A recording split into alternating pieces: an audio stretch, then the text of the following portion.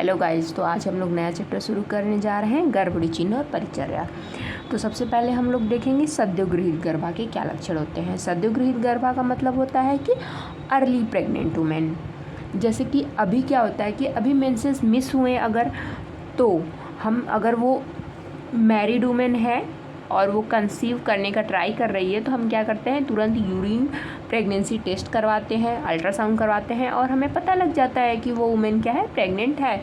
लेकिन पहले क्या होता था, पहले ऐसे तो कोई इंस्ट्रूमेंट थे नहीं, तो आप लक्षण के बेसिस पे कैसे बता सकते हो कि हाँ ये गर्भवती हो सकती है।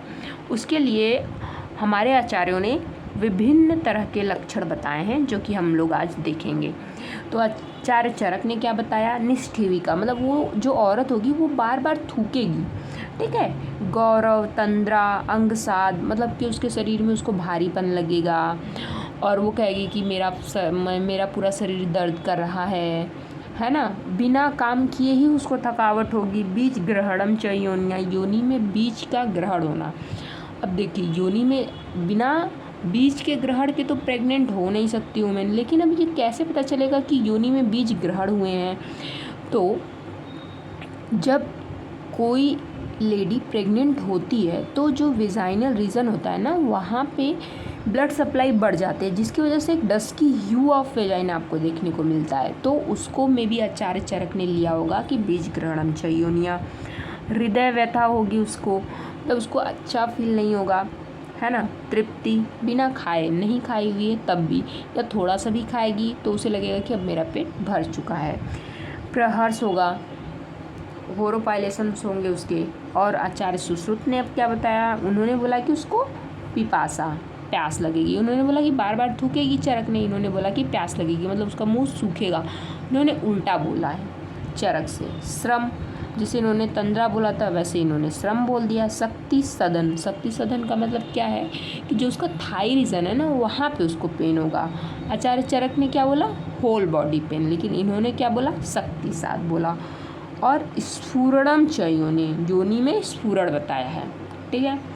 और शुक्र सोडितरयो अवबंध, शुक्र और सोडित का अवबंध होना, मतलब शुक्र और सोडित का मिलना, मतलब फर्टिलाइजेशन होना, ठीक है। ग्लानि, अष्टांग हृदय क्या है, इन्होंने आचार्य चरक सुश्रुत दोनों के लक्षणों को लिया है। जैसे प्यास लगना सुश्रुत ने बताया, तृप्ति और गुरुता आचार्य चरक ने बताई है। योनिया बीज संग्रह चरक ने बताया है, स्फुरण सुश्रुत ने बताया, और शुक्र और अर्श का अनुबंध आचार्य सुश्रुत ने बताया था। ग्लानि, ठीक है, आचार्य सुश्रुत ने बताया है। लोमहर्ष आचार्य चरक ने बताया है। हृदय व्यथा भी आचार्य चरक ने बताई हुई है। अब हम लोग व्यक्त गर्भा के लक्षण को देखेंगे। व्यक्त गर्भा से आप सेकेंड ट्राइमेस्टर की प्रेग्नेंट वुमेन को ले सकते हैं, क्योंकि फर्स्ट ट्राइमेस्टर में जो होता है हमारा जो यूट्रस होता है उसमें बेबी अभी उतना बड़ा नहीं हुआ रहता है कि वो एब्डोमिनल मतलब ऑर्गन बन सके यूट्रस, तो इसलिए उतना पता नहीं चलता है, पेल्विक ऑर्गन ही रहता है। 12 वीक के बाद से जो होता है एब्डोमेन हमारा, 12 वीक के बाद से जो यूट्रस होता है, ठीक है, वो एब्डोमिनल ऑर्गन बनना स्टार्ट करता है। मतलब सेकेंड ट्राइमेस्टर में उसके जो आप पेट है ना वो थोड़ा बढ़ने लगता है, गर्थ, एब्डोमिनल गर्थ बढ़ने लगती है। तो आप देख के पता लगा सकते हैं कि हाँ ये प्रेग्नेंट है। तो व्यक्त गर्भा से आप सेकेंड ट्राइमेस्टर और थर्ड ट्राइमेस्टर को ले सकते हैं। अब टीकाकार इंदु इस पे क्या कहते हैं कि व्यक्त गर्भा किसको कहते हैं, तो उन्होंने बोला जो गर्भ स्फुटित हो परंतु अति संपूर्ण न हो, है ना। स्फुटित का मतलब क्या है कि वो जो गर्भ है वो इतना तो मतलब उसमें प्रोग्रेस हो चुकी है कि आप बाहर से उसको इंस्पेक्शन करके उसका पैल्पेशन करके पता लगा पा रहे हो कि ये गर्भ तो है, लेकिन अभी उसकी डिलीवरी नहीं हो सकती क्योंकि वो अति संपूर्ण नहीं है, है ना। 9 महीने के बाद ही तो पूरा संपूर्ण होता है। देखिए सेकेंड ट्राइमेस्टर में और थर्ड ट्राइमेस्टर में आपको बेबी की हार्ट बीट सुनाई देगी, ठीक है। अगर आप स्टेप लेके उसको चेक करेंगे तो एब्डोमिनल गर्थ होती है वो प्रॉपर आपको पता चलती है। और माँ को क्वैकनिंग भी पता चलती है 20 वीक्स के बाद जो बेबी होता है ना वो मूवमेंट करता है तो उसको पता चलता है। तो अब हम आचार्य चरक के अनुसार देखते हैं कि इन्होंने क्या बताया। तो आचार्य चरक ने बोला है आर्तव अदर्शनम मतलब कि एब्सेंस ऑफ मेंसेस रहेगा। आस्य संस्रवण एक्सेसिव सलाइवेशन रहेगा। अनभिलाषा खाने की इच्छा नहीं होगी। छर्दी तो छर्दी जो है वो तो हमें पता ही है कि होता ही है। छर्दी जो होता है मेनली फर्स्ट ट्राइमेस्टर में ज़्यादा देखा जाता है और ये प्रोजेस्टेरॉन और ह्यूमन कोरियोनिक गोनाडोट्रोपिन जो हार्मोन होता है HCG उसके बढ़ने की वजह से होता है और ये रिकरेंट प्रेगनेंसी में कम होता जाता है। मतलब फर्स्ट प्रेगनेंसी में मतलब कि उस वुमेन को ज़्यादा ये दिखेगी, प्रॉब्लम होगी वोमिटिंग की। ठीक है। अरोचक अम्लकांता, अम्लकांता क्यों होगी? क्योंकि जब बेबी की ग्रोथ हो रही है तो क्या हो रहा है, बेबी को भी आप न्यूट्रिशन दे रहे हो और माँ को भी दे रहे हो, तो अक्सर जो वुमेन्स होती हैं वो एनीमिक हो जाती हैं। और हम जानते हैं कि जो आयरन का एब्जॉर्प्शन होता है वो विटामिन सी और फोलिक एसिड के प्रेजेंस में बढ़ता है। तो इस वजह से में भी, क्योंकि हमारी बॉडी जो होती है वो साइन देती है जिसकी कमी होती है, तो इसलिए उसको अम्लकांता होती है। गुरुगात्रता नेत्रग्लानि होगी। नेत्रग्लानि क्यों होगी? जब आप भी कभी बीमार होते हैं तो मतलब कि आप जब कमज़ोर हो जाते हैं, वीकन हो जाते हैं, तो नेत्रग्लानि दिखती है आपको, आपके आँखों के नीचे गड्ढे हो जाते हैं, है ना, ऐसा लगता है कि आगे धंसी हुई हैं। तो अगर उस औरत का जो भी प्रेग्नेंट लेडी है, अगर उसको आप प्रॉपर न्यूट्रिशन नहीं दे रहे हो तो ऑफकोर्स नेत्रग्लानि हो सकती है। ठीक है। फिर दूसरा क्या है? स्तनम स्तन। एक्चुअली में स्तन की उत्पत्ति तो नहीं होती है उस टाइम पे, लेकिन हाँ ये है कि जो स्तन होते हैं ना वो काफ़ी ज़्यादा मतलब उसमें ग्रोथ होती है तो वो टेंस हो जाते हैं, स्वेलिंग हो जाती है उनमें, तो इस वजह से आचार्य ने बोला है कि स्तन की उत्पत्ति हो जाती है। ओष्ठयो स्तन मंडलश्च कार्स्यम, ये भी देखा जाता है कि ओष्ठ उसके और जो स्तन मंडल है वो थोड़े से काले हो जाते हैं। और स्वैथुपादयो पेडल देखने को मिलता है वुमेन्स में, है ना। और लोमराजी की उत्पत्ति हो जाती है, क्योंकि क्या होता है कि जब हमारी एब्डोमेन की स्किन जो होती है वो खिंचती है ना, क्योंकि एक स्किन की प्रॉपर टेंसाइल स्ट्रेंथ है, उतना ही वो किसी भी ऑर्गन को उतना ही खींच सकते हो ना। और जब बेबी ग्रोथ होती है तो बहुत ज़्यादा खींचता है, अपनी जो लिमिट होती है स्किन की उससे ज़्यादा, जिसकी वजह से क्या होता है लोमराजी की उत्पत्ति होती है।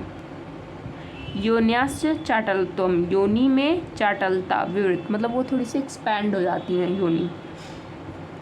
ठीक है।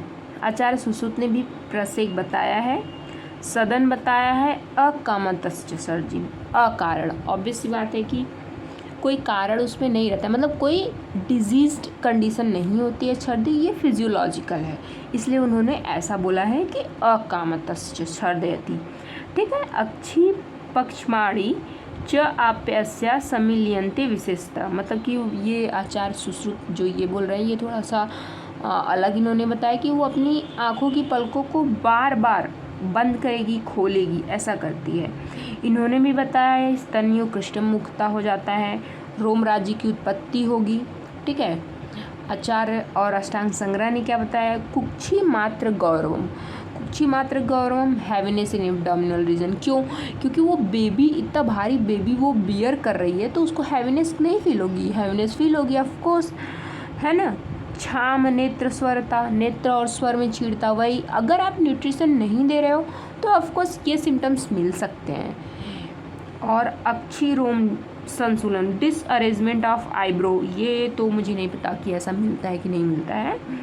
निद्रा, उसको बहुत ज़्यादा निद्रा आएगी। जिम्भा, मूर्छा, छर्दी, अरोची, पादसोफ, है ना, पादसोफ इन्होंने भी बताया। पेडल एडिमा, अम्ल की अभिलाषा मैंने बता दिया था क्यों होती है। और निद्रा जिम्भा, जब किसी की बॉडी में वीकनेस रहेगी तो उसको नींद आ सकती है। मूर्छा, ये मूर्छा भी तभी आएगी जब उसको वीकनेस है, प्रॉपर न्यूट्रिशन नहीं मिल रहा है, अदरवाइज़ मूर्छा नहीं आएगी। वैसे ये सब चेंजेस जो होते हैं वुमेन में वो इसलिए होते हैं क्योंकि ड्यूरिंग प्रेगनेंसी जो होता है हार्मोनल डिस्टर्बेंस, मतलब हार्मोनल चेंज बहुत ज़्यादा होता है, जिसकी वजह से ये सारे सिम्टम्स मिलते हैं।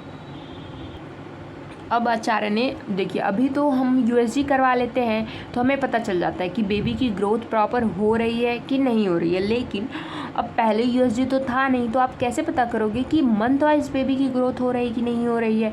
तो इसके लिए गर्भड़ी का मासानुमासिक लक्षण बता दिया, क्योंकि गर्भ तो हम देख नहीं सकते लेकिन गर्भड़ी के लक्षण तो देख सकते हैं ना। तो इसलिए अभी तो हम यूएसजी से डायरेक्ट बेबी को देख लेते हैं। तो 4th मंथ में क्या होगा, चतुर्मासी स्थिरत्वम आपद्यते गर्भ, क्योंकि 4th मंथ में क्या होता है कि प्लेसेंटा प्रॉपर फॉर्म हो जाता है, ठीक है। तो उसके बाद मतलब 12th वीक के बाद 3rd ट्राइमेस्टर के बाद अगर 4th ट्राइमेस्टर में आप एबॉर्शन करवा रहे हो तो वो रिस्की होता है ना, वो आप नहीं करवा सकते। तो वही उन्होंने बोला है, क्यों, पहले के आचार्य को भी ये मतलब उन्होंने ऑब्जर्व किया था, उनको पता था, इसीलिए उन्होंने ऐसा बोला है कि चतुर्थ मासी स्थिरत्वम आपद्यते गर्भ, है ना। अब तो आपको क्लियर है कि ऐसा क्यों उन्होंने बोला है, क्योंकि प्लेसेंटा बन जाता है तो अगर आप एबॉर्शन करवाएंगे तो माँ की जान को खतरा होता है, बहुत ज़्यादा ब्लीडिंग हो सकती है। तस्मात् तदा गर्भड़ी गुरुगातत्वम अधिकम आपद्यते, है ना। तो ये बोल रहे हैं कि गर्भ स्थिर हो गया इसलिए गर्भड़ी में गुरुता आ गई, मतलब उसको 4th मंथ से हैवीनेस ज़्यादा फील होगी। क्यों फील होगी, क्योंकि हमने बताया है कि 3rd ट्राइमेस्टर के बाद वो क्या बन जाता है, एब्डोमिनल ऑर्गन, मतलब कि पहले पेल्विस में था, मतलब बेबी छोटा था, अब बेबी बड़ा हो गया है, अब वो एब्डोमेन में आ गया है, इतना बड़ा हो गया है, तो उसको हैवीनेस फील होनी है। पंचमे मासी, अब पंचमे मासी में क्या हो रहा है कि बेबी और ज़्यादा ग्रोथ करेगा, उसमें उसको और ज़्यादा न्यूट्रिशन चाहिए, है ना। तो उसकी वजह से माँ पतली हो जा रही है, ऐसा ये कह रहे हैं। ऐसा तभी होगा जब आप प्रॉपर न्यूट्रिशन नहीं प्रोवाइड करेंगे, अदरवाइज़ ऐसा नहीं होने वाला है, बट हमें तो याद करना है।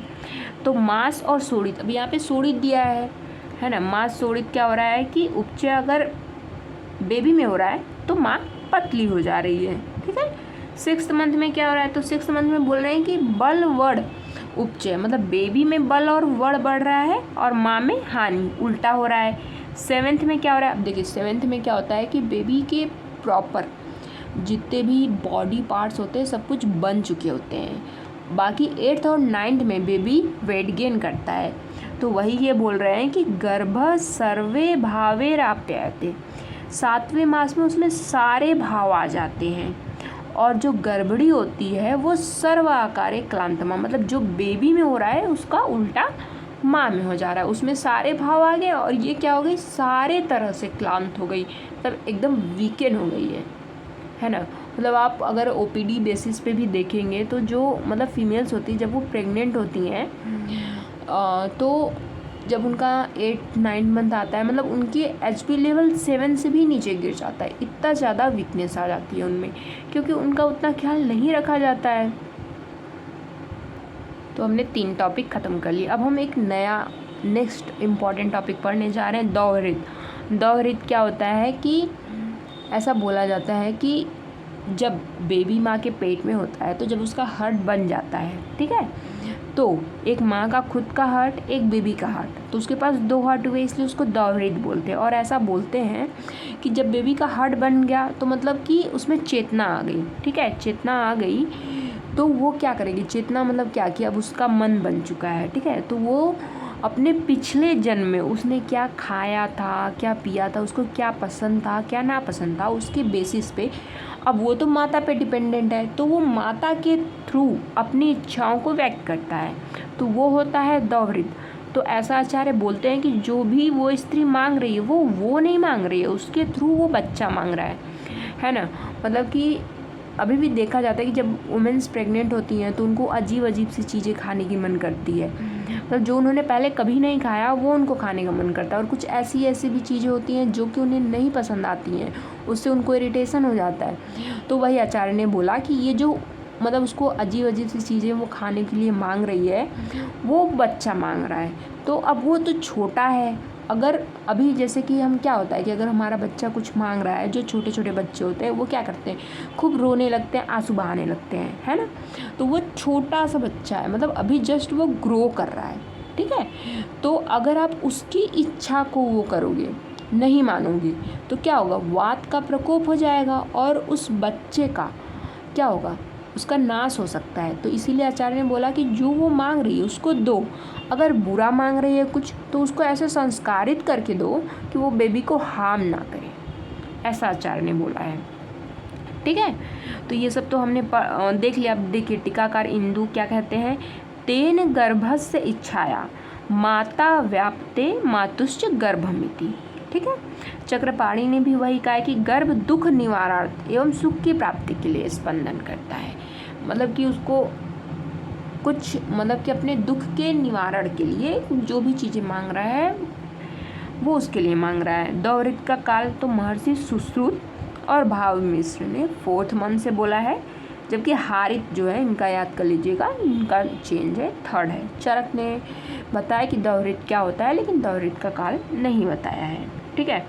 तो देखिए इससे हो क्या रहा है, दौरित की इच्छा का हनन कर रहे हैं आप, उसकी वजह से क्या हो रहा है, गर्भ की इच्छा का हनन हो रहा है। गर्भ की इच्छा का हनन होने से क्या हो रहा है, वात का प्रकोप हो रहा है, और वात क्या करेगा, अत्यधिक सुकुमार गर्भ का नाश कर देगा, है ना।